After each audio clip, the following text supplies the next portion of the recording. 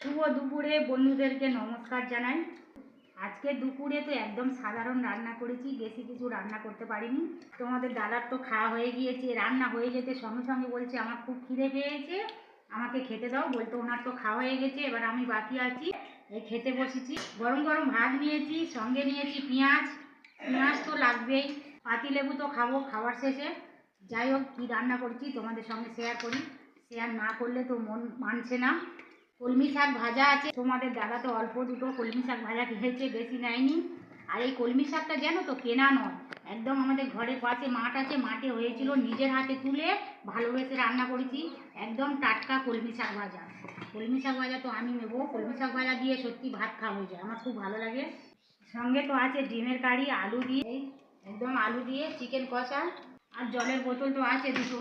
সব তো চিকেন খাওয়া যাবে না, আমার যতটা লাগবে নেবো চিকেন। আলু খাবো না।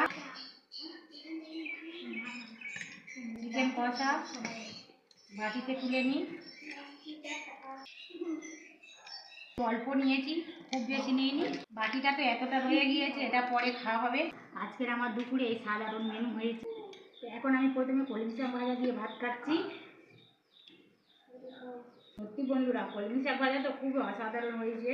কলমি শাক ভাজা খেতে খেতে দেখি চিকেনটা কেমন হয়েছে, চিকেনের কেমন স্বাদ, একটু টেস্ট করে দেখি।